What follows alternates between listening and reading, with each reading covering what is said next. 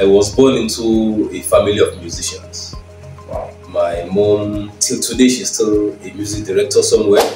I have uncles who also do music, those who play instruments. So all this inspired me. But although I just discovered that naturally I love music. I love playing musical instruments. Even as a little boy, then I would just look for cans, tins, just put them together just to make some sound. And then my mom was able to even discover it so early, and then she encouraged me. One very good thing about the university is it's a large environment. So it afforded me opportunity to meet big stars, people who ordinarily I wouldn't have met. You're welcome to today's podcast, and in this episode I have a guest on the show. I would like my guest to introduce himself. Yes, my name is Ademola Samson. Okay, you're welcome, Mr. Samson. I would like to ask my first question for the podcast. What do you like most about playing music? Yes, I love music so much because, like we were told, it's actually a universal language. There's no place you get to in the world today where they do not do music. So I enjoy it so much because anywhere you get to, so long as you're into music, you find yourself easily relating with people because it's a language everyone understands. So it makes me love music so much, whether in a local dialect or a general language, so long as you're able to make some sound, either with your voice or musical instruments, people tend to appreciate it. So it's a universal language, and that makes me appreciate music so much. All right. So thank you for that. I also want to ask, what inspired you to start making and playing music, particularly now? What particularly inspired you? Yes, I think it's just a natural instinct. Although I was born into a family of musicians. Wow. My mom, till today, she's still a music director somewhere. I have uncles who play musical instruments. How old is she? No, she's in her early 60s now. Okay. Yes.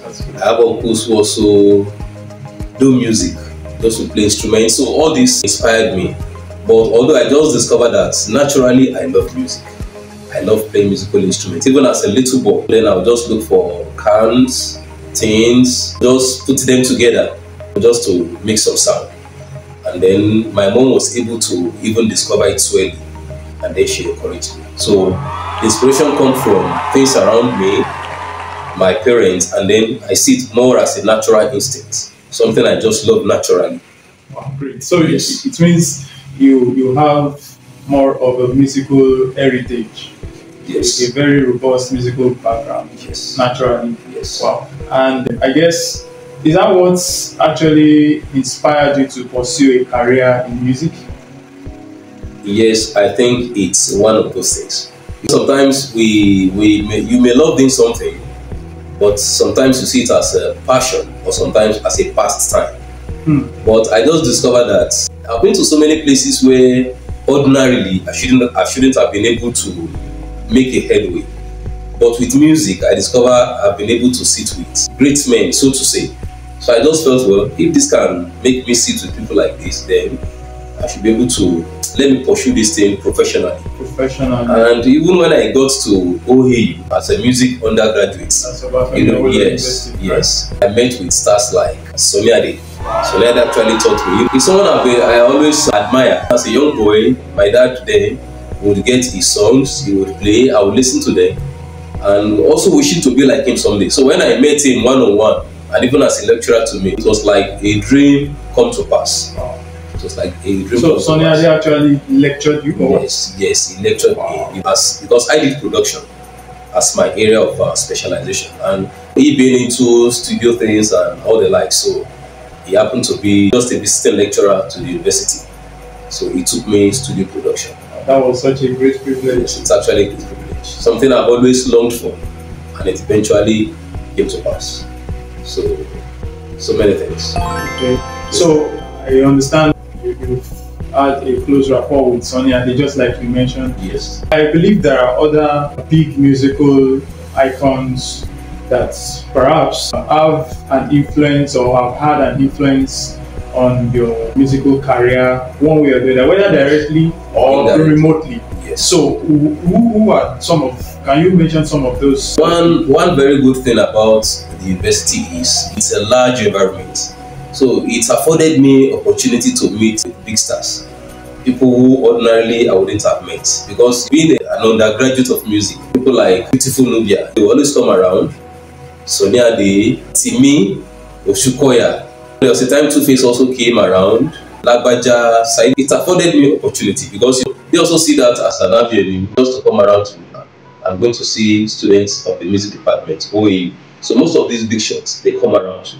Just we mingle, we do music together. They encourage us, give us some tips on music making and the likes.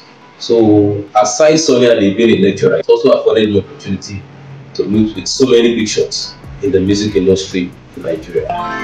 What about outside Nigeria?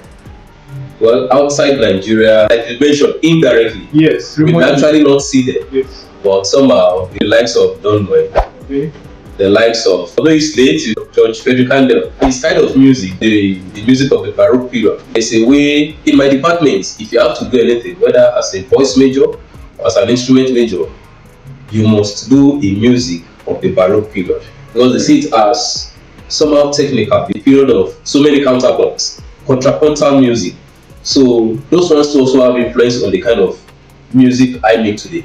But I do majorly in classics. Although I also do contemporaries, but these people we couldn't come around to see them. They've gone before we came. But they still have a way, they've been influencing us in one way or the other with the kind of music they made them. So a lot of them like that, both those living and those who are dead now. Yes. Okay. So what strengths do you have that you believe make you a great musician as a person? Yes. You see, as a musician, you have to be unique in your way. You know, sometimes, even in life generally, you know, sometimes you want to look like another person. Then you are just like a photocopy. You are just like a photocopy of that person. That person is the original. So just be unique in your way. Sometimes you discover that you enjoy things like most of my songs, both recorded and the ones I'm yet to record. They are mostly in the three Nigerian languages: Yoruba, Hausa, and Igbo. Yes, I have this one I did for Nigeria some time ago, Greater Nigeria, in Yoruba, Hausa, and Igbo. So just find something that appeals more to you. Just be unique in your way, and then you make the difference. All right, that's great. Uniqueness is what helps you to actually achieve particularly your purpose. Yes. I think I'm right. Yes. Uniqueness. Just be unique. Okay, so now I want to ask, how many musical instruments do you actually play? Yes, I play quite a number of them. Okay. Sometimes because I just believe in, although don't be a jack of all trades and master of none. No. Yes.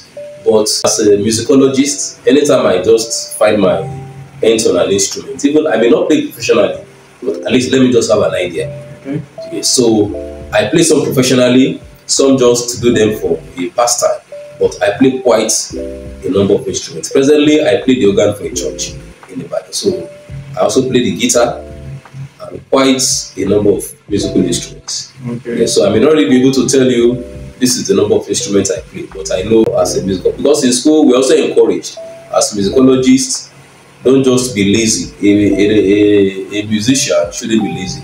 Initially, I used to see the man as just a pianist until one day I saw him playing the violin. Yeah. So it can be so interesting to see people like that also play some other instruments. He also plays the guitar. He also plays guitar. So that's it. So I play quite a number of them. So do you play any wind instrument? Yes, I play the saxophone. Okay. In fact, as an undergraduate of the university, I was with a senior colleague then. I was the tenor saxophonist for the university band for some years. So when he left, I was the only person left to play the tenor saxophone for the university band at the university. Now, I would like to ask, what among the instruments, the musical instruments that you play, which one is your favorite and why? Yes, actually the keyboard is my favorite Okay. because we see the keyboard as the mother of all instruments. Mhm.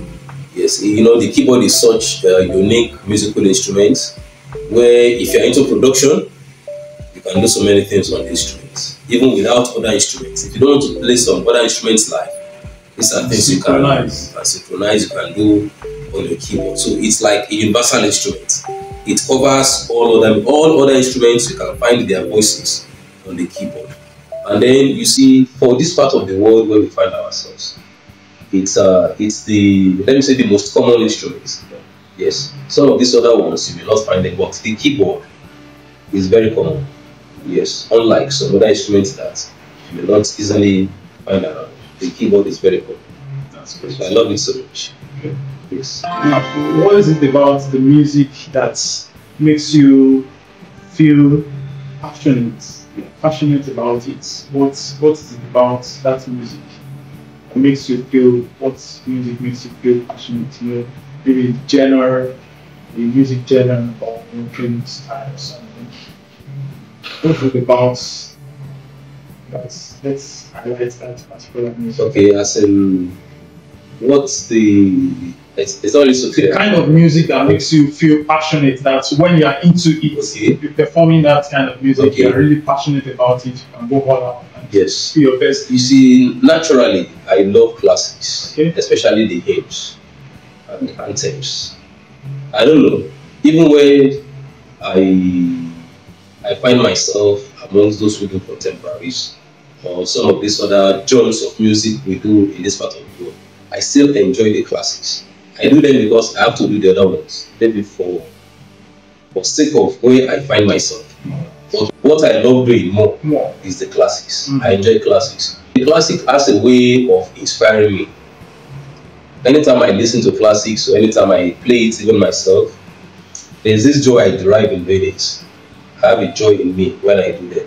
Unlike, Sense of fulfillment. yes, the sense of fulfillment is there when I do classics. And that is why I'm still with the denomination I find myself, because it's a denomination that is into classical music.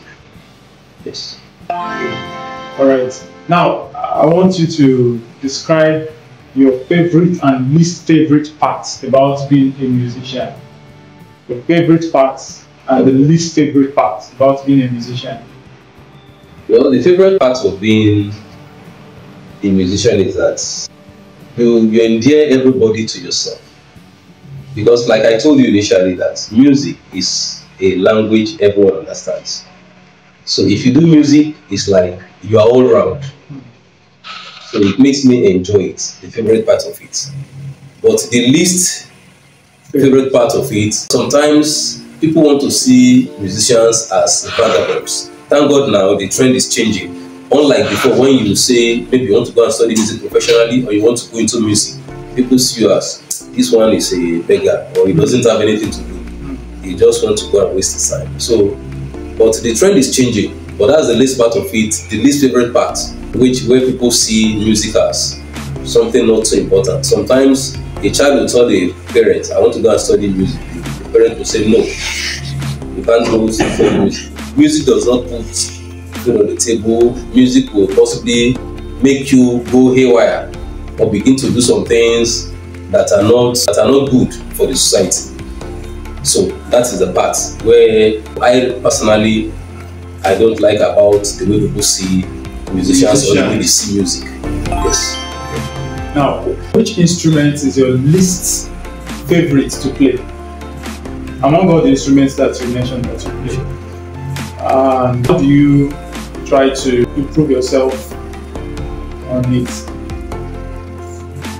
Well, I may not really be able to say this is the least of the instruments I play, maybe the one I really do not like. Personally for me, I love all musical instruments. I love all. It depends on now the availability of that instrument to me at a particular point. But I think if I'm to say instruments I may not really, the least I love now, maybe some of these are our traditional instruments where we're told they are not just people, ordinary people don't play them. There's also some traditional instruments that will tell you, for you to play this, you must go through this particular ritual. For you to play this, you must go through this. But as a graduate of music, go to that. Anything that appeals to you, just do it. But when it comes to our own culture, they will tell you no, don't do this, don't do that. Or some they will tell you this is the time you can play it, this is the time you cannot play. So for such instrument, like sometimes I play the oja. Oja is an Igbo flute. But if you play oja at night, they will tell you it's like you're trying to invoke some evil spirits. According to, I don't know if that's a superstition or what, but that's what we were told.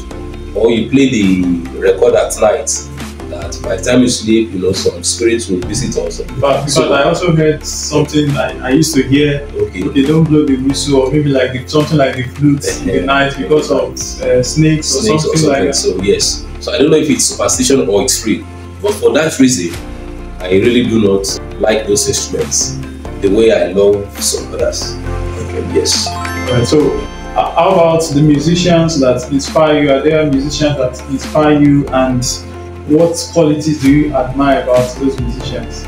Yes, as a child, when I was growing, we had this organist of blessed memory, the way the man would play the organ then, I used to looking at the legs on the pedal, then looking at the fingers on the keys as well.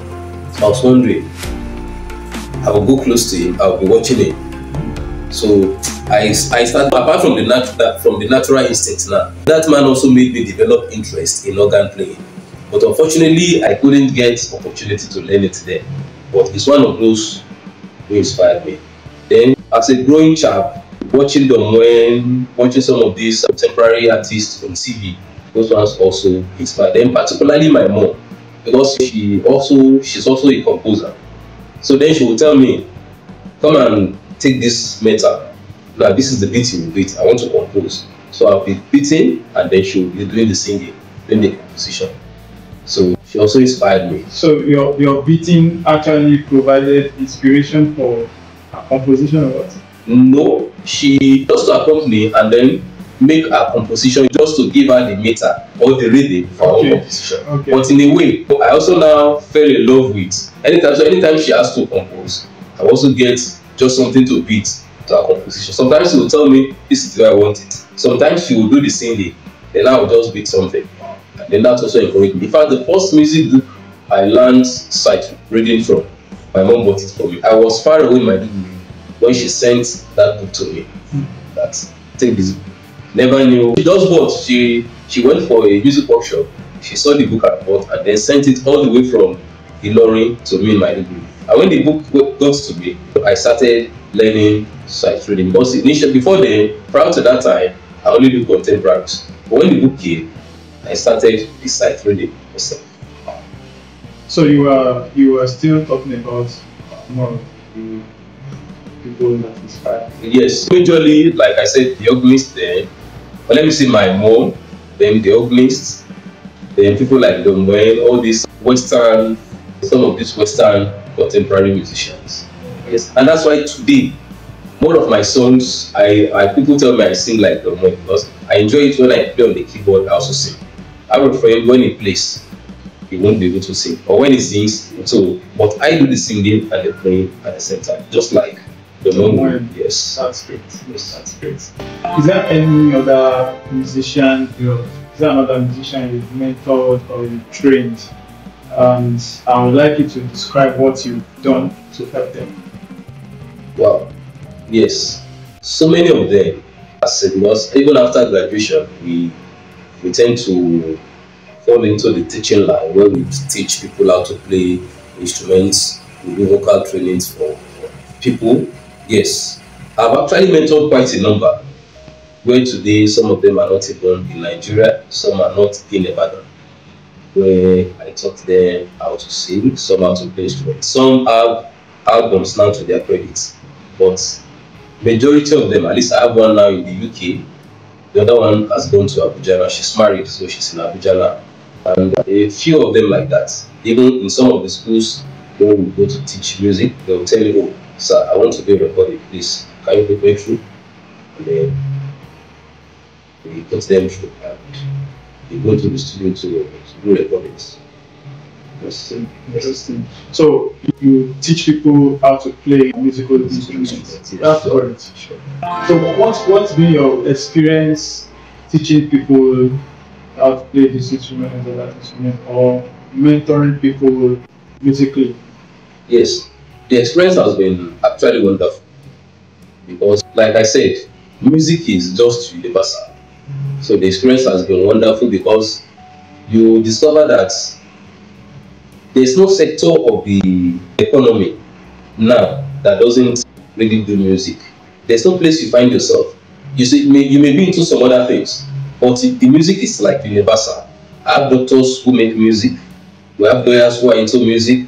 We have architects who are into, several fields. But this music is like a unifying force that brings everybody together. So, mentoring people, teaching them, it's been so wonderful because I just saw that the experience is memorable because even after when you taking them on what they intend to do or intend to learn, the memory still linger. And you now be looking at, oh, this is the boy I trained the other time, this is the girl I trained. So training people, the experience has been, it's been wonderful because even after so many years, you still find some of them doing well in the music. And it's also fulfilling when you see it's also fulfilling when you see your mentee and your students, performing well and making great things in the music world. Yeah, that's great. So, what's the best piece of advice another musician has ever given you? Well, it's one thing for someone to advise you.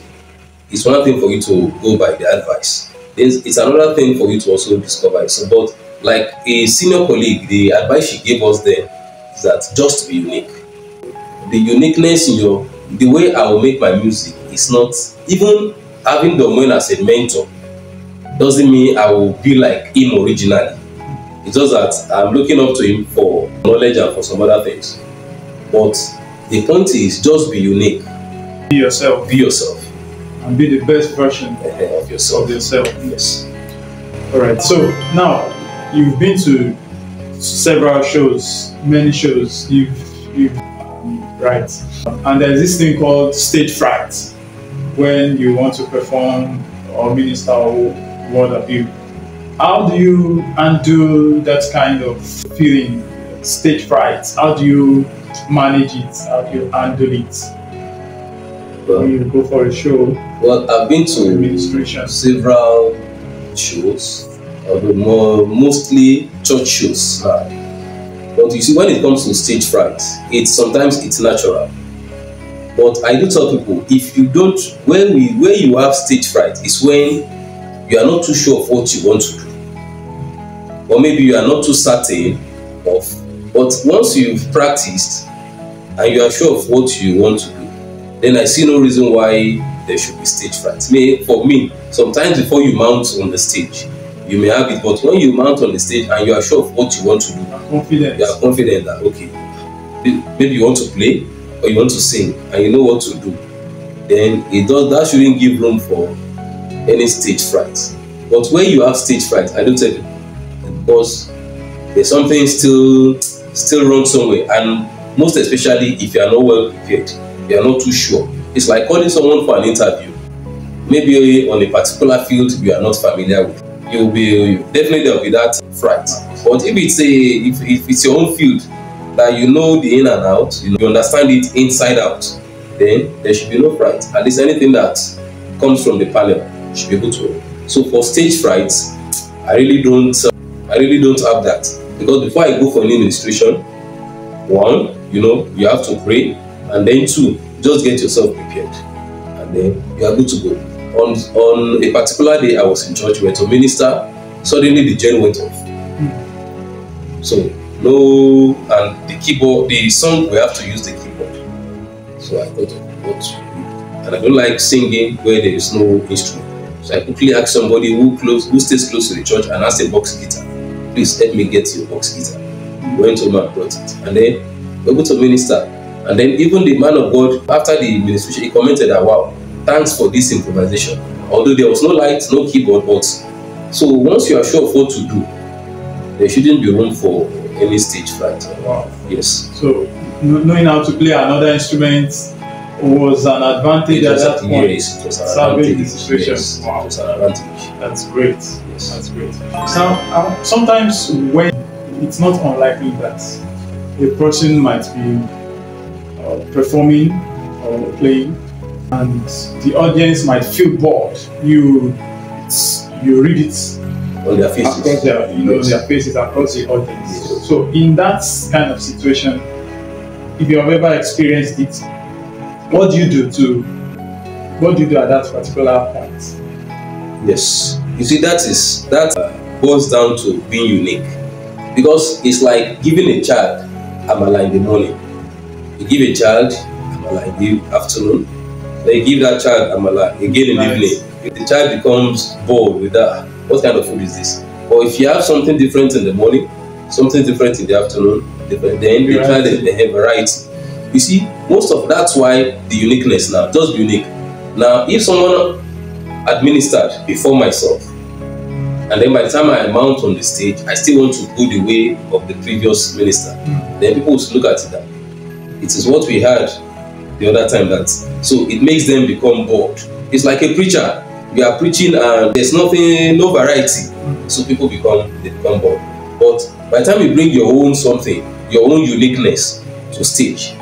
I attended a concert, a praise concert somewhere in Ibadan, and then all along it's been English songs, Yoruba songs, English, and I didn't register as a performer. But when I got there, I told the usher that would there be an avenue for me to also sing? He said, I want to sing in Hausa. So when he told the minister, he said, we must listen. Wow. Because all along it's been Yoruba, English, everybody. So even, in fact, those who have registered, they called me before them. They said, now I want to listen to something different. Something different. Wow. And then the instrumentalists were ready, but I now told the keyboardist that please, I would like to play on the keyboard. So I started the Hausa. So people stood up, even some were demonstrating the Hausa dance style as I was singing. Were there Hausa speaking people? No, they were not Hausa speaking, but they so much love it. Wow. And then they stood up, were doing the Hausa dance style. And then the whole place went saying, so that's it. So just look for, be unique, and then always look for, let's give varieties, not what the others don't have. If the song I sang that day were to be also in English or Yoruba, people may just see it as it's the normal thing will be heard. But the language now, it's a different thing, and the style of rendition. Yes. So it makes the audience, it keeps them alive. It doesn't make them get bored. When you bring up varieties, when you are unique on your own, even if it is Yoruba song, find a way to render yours, not like others. But when you are doing something the way it's like we have some musicians who say, I have musicians like Dele Bravo who would want to sing like Orlando. That means if Orlando had been on stage and Dele Bravo would come after him, people will not so much appreciate it because you are just like the photocopy of the person who just left. But when you bring up your own style now, the only place they will appreciate him is when he's performing alone, singing like Orlando. You say, this person is. But if Orlando had performed and then you also mount on stage to do something like that, so it doesn't give room for variety. So people just see it as something we've had before. But just be unique and let there be variety. Yes. Yeah, variety spice things. Yes. Yeah, like I think you say variety is the spice of life. Okay, now yes. I want you to tell me about your first music teacher. What was he or she like, and what are the lessons that you learned from them that probably you still use till today? Yes, actually the person who taught me the keyboard was our keyboardist at Wenge Baptist Church in Maiduguri. He was the keyboardist. Like I told you, it's something I'd longed for before then to learn, but there was no avenue. So when I got to Maiduguri, I met him and he agreed to teach. So one thing I so much cherish about him is then each time sometimes on getting to church, there wouldn't be lights. This man will use his own money to go and buy battery. And then there were challenges because I was living with an uncle whose wife didn't want me to learn the instrument. She gave me excuses that those who are into music, they are riffraffs, look at the choir, this one is befriending this. So what are you going to do there? But that is not my own purpose of going to learn the instrument. I just wanted to learn. So she did all she could to stop me. But the desire to learn kept me moving. And then my teacher too also encouraged, because there were days I would have to trek long distances just to get to church and back home. He would buy batteries for use. He would give me sometimes transport fare. So he taught me in humility. And of all the students he had there, I think I was the only one who excelled. Maybe because of the things I passed through. Because trekking long distances and at the end of the day, not to be serious, it doesn't make sense.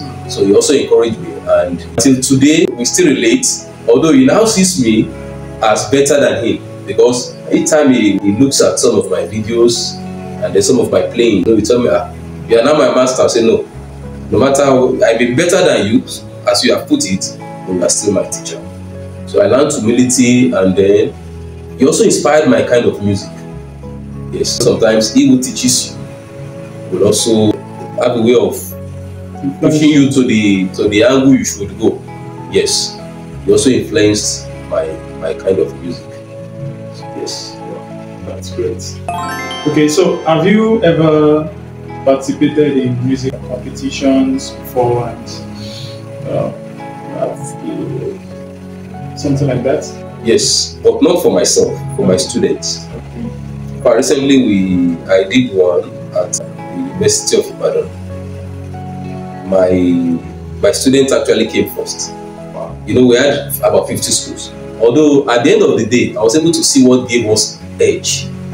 Yes, I personally, I don't go for music competitions. If I go to minister. I don't go to compete. So when it comes to competition, I don't really have a flair for attending competitions. But I have students I train, and when there was a need for them to showcase what they've been learning, I took them. And eventually they came out as the first. Of about the 50 groups who came, they made the first. Although at the end of the day, I was able to sit and do an analysis of the whole thing. We went with more musical instruments, about 19 of them playing on the saxophones. So in parts now, in harmony. So that gave us an edge, because others too came with saxophone, but maybe just a solo performer and then singers. But I think the orchestra gave us an edge. So yes. And so many other ones, but I for myself, I don't really go for competitions, but I have students I've taken out for competitions. That's great. Yes. All right, there is this saying that mistake has no master. Yes. And so it's not outlawed to actually make mistakes. Yes. So during musical performance or administration or whatever, what would you do if you made a mistake while you were performing? What would you do? Of course, sometimes mistakes can be inevitable. You can't just avoid them for one reason or the other. But in performing, sometimes we musicians, we see mistake as just a part of the music. It is you who knows you've made a mistake. But just flow with the tide. If you're able to flow with the tide, it's one thing to make a mistake and then you stop. People know you've made a mistake. But when you make a mistake, still flow with the tide. Then make the mistake with style. And then the mistake is covered somehow. That is in playing. But sometimes, if we've been to places when we're still learning, where you play some notes, some classical songs, a person will come from the congregation and tell you, you missed this note, you didn't play this one, or you made a mistake here. So sometimes they are inevitable. But you see, one good thing about music is, or one good thing about life is, let's keep working on ourselves every day. But like the question you asked, if there's a mistake, just flow with the tide, like I said, so that it doesn't really show. Even in doing classics, sometimes you may want to play a particular thing, and another thing comes up, maybe for one reason or the other. But just flow with the tide. If I'm playing for a choir, maybe an anthem, and there's a mistake on my own part, I don't have to wait. I have to meet them at the point where they are, and then we still work them together. So mistakes sometimes are inevitable. You can't just avoid them. But when they come, just play along. And I think as music is an art, yes, they say every mistake in art is like a design. Yes, so like a design. Yes, that's right. Yes. So which skills have you gained personally that have helped you as a musician to be more effective in performance as a musician?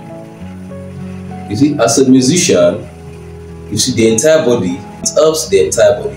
Let me start with the eyes. When we talk about skill now, even looking, sometimes you can look skillfully. Yeah.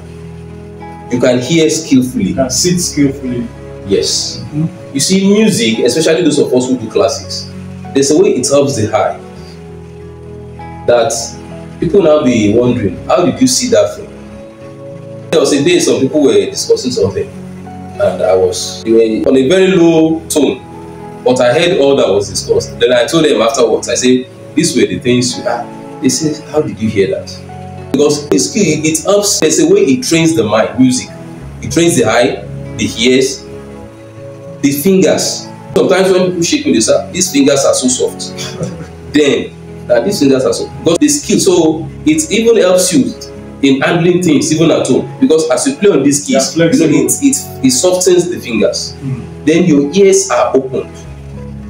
That when people say things, they will, even as some of my students, sometimes when they say things into their ears, or maybe as they gossip amongst themselves, I said, these are the things, or this was what you said. You said, sir, how did you hear that? In fact, there was time they asked me, are you a detective? Because whatever we say in secret, you will hear. So those are some of the things music will help us, will help you acquire. So there's a way it trains your ears, your eyes, your fingers, even your feet as you play the organ. So these are some of the, when you talk about skills now, so the skill is that the fingers are put to use, the eyes are put to use, the ears, that what some would ordinarily not hear. That's why sometimes little sound, or when you hear something odd from the normal, you know that no, this thing is. So now, can you tell me about your favorite performance in the course of your musical career? Your favorite performance, the one that you can remember and it's always rings a bell, like very special. Well, the ones I know till tomorrow, till today, they are still special are those times as an undergraduate, because it was a large band. It was a very large band, a very large orchestra band. So seeing myself in that group, I counted it then as a privilege. Because in the whole of the university, a university band, that anytime they have anything to do, where dignitaries from all over Nigeria and even from outside Nigeria would come, and they will also sit before them to perform. And then sometimes we're taken out of the university to other places to go and perform. So, and then the kind of music we do wasn't just any kind of music. It's not just music for any kind of person. You have to go by the letters. You have the score before you. You have to play according to notes, because you are dealing, even the lecturer who was in charge there was a professional. So you are dealing with professional. So it is a way it also it builds us, the band. There's a way it builds us, and then the kind of music we make is not something you really find common outside that environment. So the times I used in the university were times that with the band were times I won't just forget anyone. Till tomorrow, I still have some of my scores at home. Once in a while, I look at them and oh, these were the scores I played there as an undergraduate student of university. So the time I spent in the band were times that I can't just forget so easily. So the university, I still find to tomorrow as a place I've not been able to still find the replica of it. Yeah, that kind of setting. Okay. Now, how about your worst musical performance? Can you talk about that too? Yes. Performance, that's still part of what I'm saying. Performances with people who don't have the same mindset as you. People who you will tell, this is the thing, they will tell you, no, it is not. Even till today, I still experience that in churches where we play. That you have prepared for a particular thing, or you teach them, this is how this thing is to be taken. They will say, it is clear, sir. You come on the day of performance, they do something different entirely. You'll not be wondering, but yesterday you were taught this thing, or we have taught you this thing. So why this shabby performance now? So worst times are times when you play with people who don't have the same mindset with you. So it makes everyone look foolish in the band. Because if you're going this way, that other person is going this way. So it makes one look, sometimes it can even render one unprofessional. It makes one look like this person doesn't know what he's doing. It's like this person is not good on this thing he claims to be good at. So it makes one look like that sometimes. They will look at it as you are not just good. Why? Because the team is not a united one. It's team with different mindsets. There's no harmony. There's no harmony. Unity. No harmony at all. Alright. So in every situation in life, there is always something to bring out of it. There's always a lesson to be learned. So from such experiences, what are the lessons that you have been able to extract from there? Well, the lesson is just that one, try to take people the way they are. But sometimes taking people the way they are will also affect one on the long run. Like I said, it makes you look foolish. It makes you look unprofessional. So what I do is I try to change the narrative. But in a situation where one is not able to change, I just walk away. I've done that severally.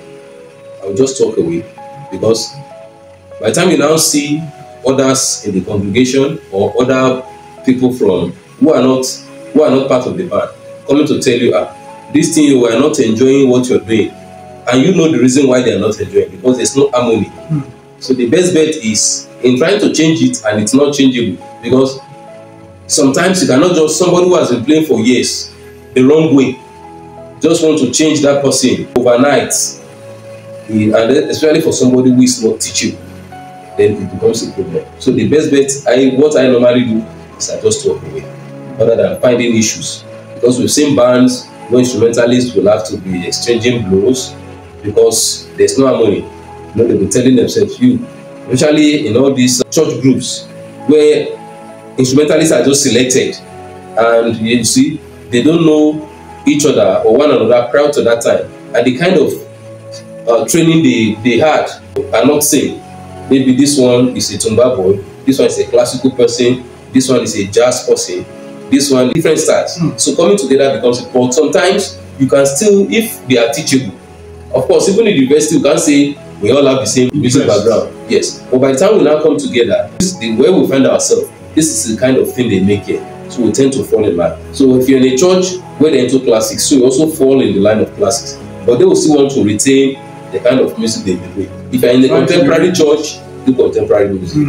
So people are not teachable. We always bring flexible. Yes, we always bring issues to the band. So worst times are times where you just find music not done the way it should be. But if I find myself in such situations, I try to change. But if things are not changing, I just walk away.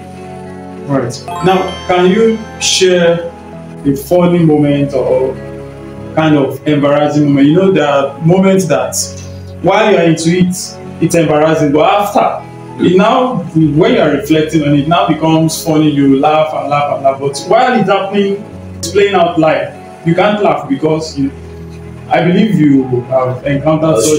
Sure. Can you share such while you are performing or playing it? So many. One very, although I can't say it's funny, the kind of musicians we have now, singers who are not trained, so they tend, there's what we call tone deafness. They're not able to identify tone, stay on a particular key. So I, as a player, what I do is when they move, I move with them. But I played for a church when they change from a particular key to another one. So they switch key. Yes, they switch singing. Yes. But somebody now told me that when they move, don't move with them. Just stay.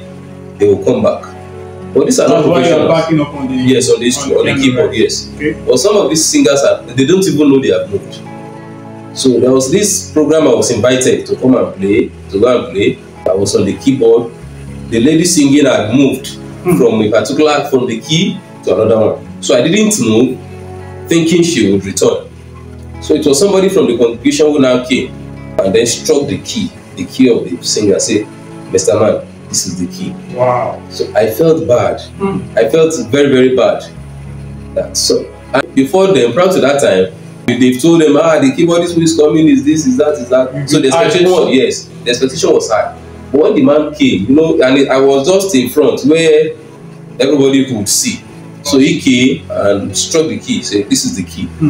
I felt bad. So I had to move to this key, played. Where the person was singing. All through that program, I wasn't happy.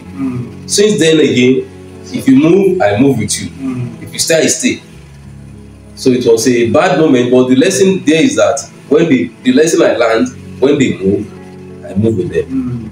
So many bad moments, as a player, but that is just the one I know. Each time I remember, I'll just, it's one of those things. It's one of those things. While you were just narrating this experience, you mentioned something particularly. Okay. Tone deafness. Can you describe, explain more? Yes. What's tone deafness particularly? Yes. In music, when we say somebody is tone deaf, that means the person is not able to really recognize the sound of an instrument. For instance, if the keyboardist plays on a particular key, that person is not able to sing on that key. So we say that person is tone deaf. Although in physics, or is it in medicine now, they say it's a disease. But we in music, we call it tone deafness, that you are not able to sing on a particular key. So most of our musicians, when you give them, when you play on the keys, for them to really sing on that key, they find it difficult. And even by the time you play on their own key, after a while, they move away. They move away. So we call that tone deafness. So not able to identify, or not able to just identify, or not able to recognize the sound you hear from the instruments. And to worsen it, some of them, as they move from the initial key where they were singing on to another key, they don't even know. They don't. Some of them, yes, actually, some of them don't know. So that's why we call it tone deafness. And I've also witnessed a number of people too.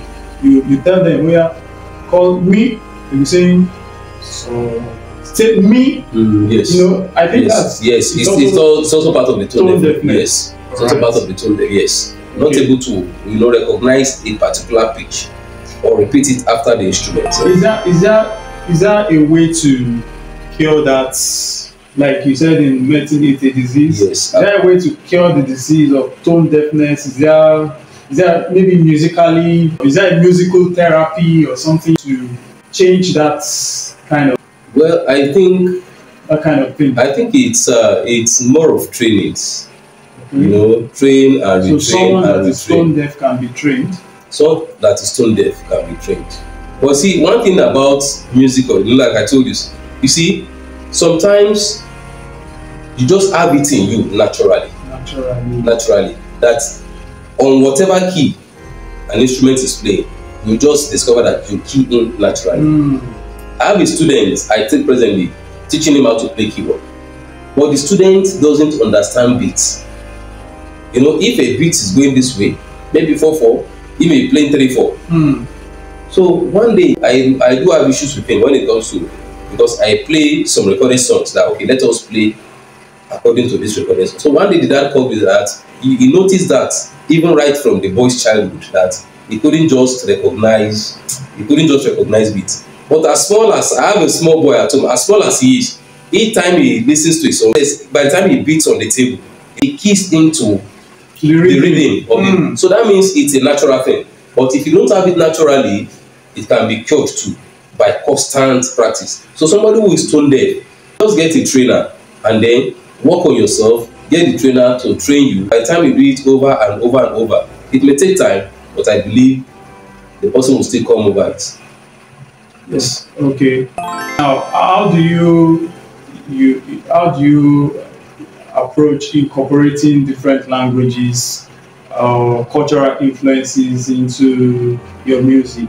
How robustly do you do that? The other time we talked about singing in Hausa and all that. Yes. Is it just a one-time thing, or like once in a while? Do you employ that use of a different language, a unique culture like that's different from yours? How well do you do that? You see, singing in different languages, I see it also as my own style, my own unique style. Okay. And then with the fact that I speak Yoruba well. I speak Hausa fluently. Then I speak Igbo too, but not so well. Although I've also been learning, learning just to get better on the language. Now my kind of style is that whatever I have to do, let me incorporate these three languages so that my music cuts across at least every part of Nigeria and even abroad. At least I know if I'm able to sing in Yoruba also and Igbo, there's no part of the country that will not listen to it. Unlike just being restricted to a particular language, maybe Yoruba. So the fact that I speak the language, and I'm a kind of person that I love learning, especially when it comes to languages. So I love learning. I have Igbo friends that once in a while I call them, okay, tell me this, what's the meaning of this? Okay. Sometimes I listen to Frank Edward, he will say this, he will say that, I will ask them, what's the meaning? So as a musician, just like I told you earlier too, you must be able to cut across every part. Like if you, some time ago, the man also sang in Igbo with Frank Edward. Yeah, so it's just a way of, a musician shouldn't be restricted to a particular language, or you should be able to cut across. So that's just my own style that I try to cut across. And thank God, since I speak these languages, so it makes it easy for me to incorporate them into my kind of music. Okay. Yes. Good. Now, can you talk about specific moments or experiences that have inspired your music, maybe the lyrics or performance, or what particular?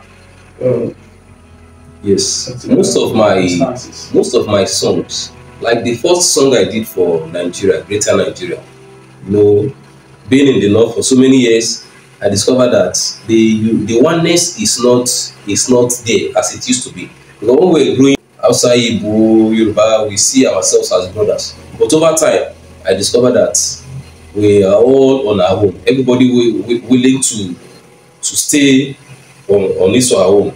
So, but these are then I was in Maiduguri when the Boko Haram thing started. So these are just songs to see if our togetherness can be brought back. So the situations I find myself, or the situations around me, actually call for some of my compositions. So I didn't just compose because I want to say, sometimes they say make money or get known, but I just look at my situation, the situations around me, and looking at those situations for composition will make your music relevant. Because if if there's a problem and your music is speaking about that problem, then it makes it relevant for that time. It's like you attend a wedding. That's why some of Babo's based songs are still relevant till today, because they will address the particular occasion. Yes. Like you attend a wedding, you hear songs like What God Has Done Together. So because it's relevant with the event on ground. So make your song great. So my situations around me do call for my compositions. So this is the situation, and then I find something to the song to write on that particular situation. That's impressive. Yes. Now, in your own opinion, what qualities do you think make a great musician? Yes, for a great musician, one, the qualities, sometimes like I told you, it can be just instinct, as in you have it one to you. But if you want to look at the qualities, I think I've mentioned it earlier. Just be unique. Just be unique, and then get trainings. Some of our musicians today are not trained.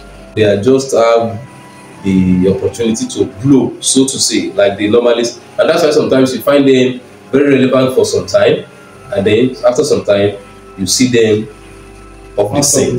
Yes, you'll find even old songs, we still listen to them. They are still relevant till today, because they were able to look at situations and then they were unique.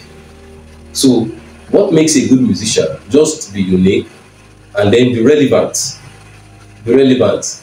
If you observe the trend now, most of the songs are love songs. So it doesn't make it have any meaning to most of us. But when your song is relevant and you are unique in your own way, it makes the difference. The other time you mentioned that you love hymns. Yes. Okay. So what are your favorite hymns? What are your favorite hymns? Well, all hymns are my favorites. Really? Yes, because especially when these hymns are played on the organ. Personally, I do tell my drummers in the church, anytime I play hymns, please don't accompany with drums. Drums. Because the hymns are not just, it's a song for you to commune with your creator, not a song to dance. Dance is just to, the merriment of it. But no, it goes beyond merriment. Now you want to, if you do praise and worship, well, dance, do all you want to do. But now when it comes to hymnals, you want to commune with your creator. And there's a way, it's me personally, there's a way it ministers to me. When you take hymns, there's a way it ministers to me. Considering the skillful play, considering the lyrics of the songs, of the hymns, and then the story behind some of these hymns. They are also touching. So I get in music, there's what we call therapeutic music. One of the uses of music, therapeutic, that means sometimes you may feel bad or you may have something bothering you before going to church. But when I listen to some of these things, hymns especially, there's a way it encourages me. There's a way it changes the situation. Maybe I'm passing through at a particular point in time. There's a way it changes the situation. So I love them so much, not for the sake of hearing them, but because they minister to me. The stories behind the hymns. And then the stories behind some of them. There are a few stories behind some of the hymns we sing to. I have particularly featured on my channel, YouTube channel. Okay. Okay, now there is something that I have noticed. There is there are different kinds of music that have infiltrated into the church, particularly now. You find hip hop, you find rock, you find reggae, jazz, and all that. Considering all those ones, do you think that generally hymns are still relevant or significant in this day and age, or they just belong to the ancient times because of the pop culture, the pop musical culture, and everything like that? Do you think that generally hymns are still relevant, are they still significant in the church today? Yes, they are still very, very relevant.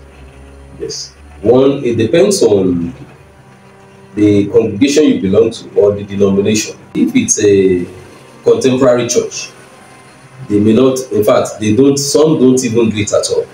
But if it's Orthodox, they still do hymnals. And they are still very, very relevant. I know even some youths are now clamoring for it, that please bring back the hymns. The one we listen to now, they are just songs of merriment. And that's why when they do them, I attended a concert somewhere. I don't want to mention the church. As the concert was ongoing, some of the youths in the church, they took up the seats and raised them up as if they were in a club. I was looking, is this a church or a club? But the hymns are sacred. That when they are taken, I have so many of them on my devices, that when they are played, they are still relevant. That's just the point. They are still very, very relevant. Quite a number of churches still do the hymns till today, and I know they won't even stop.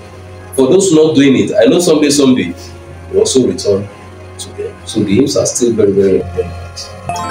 So your music brand is Jabulani Musical, right? Jabulani Musical. Okay, and you do a lot of music performance and all that. Now, apart from playing music, musical performances and all that, what else do you do at Jabulani Musical? Yes, it's all encompassing. The music is all encompassing.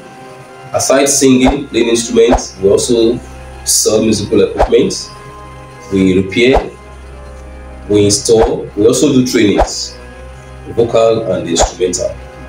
Yes, and we also compose. We do interpretation of songs from any language, also to Hausa, to the Hausa language. Okay. Yes, so those are the things we do at Jabulani Music. Although, like I said, it's music, anything that has to do with music, all encompassing. So those are the things we do. That's great. Yes. So how can people connect with you online?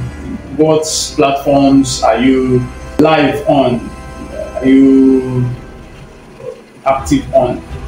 Yes, now majorly the Facebook, Okay. and the YouTube. Okay. Yes. So how do we? Yes, for Facebook, just get Connect with you. Samisu Olubanjo on Facebook. Samisu Olubanjo. Okay. Then on YouTube at Jabulani Musical. Okay. All right. So I'm going to actually drop the link to Facebook and YouTube platforms. The Facebook page, is it a page? Yes. Facebook. I'll yes. drop the link and then to the YouTube channel in the description, so you can connect with Jabulani Musical and see what they do. All right. So it's been a great conversation on this podcast episode, and I want to actually thank you for showing up on this podcast, honoring the invitation, and I would like to have you on another episode of the podcast. I hope you are going to oblige. It's all right. Okay. Yes. So very thankful that you came around. It's been a robust conversation, and want to call it a day right now. So thank you very much You're welcome, for being sir. on the show. You're welcome, I sir. wish you good success and progress. Thank you, sir. God bless you so much. Amen. And you too. So God bless you. Thank you for your time. Thank you for viewing this podcast.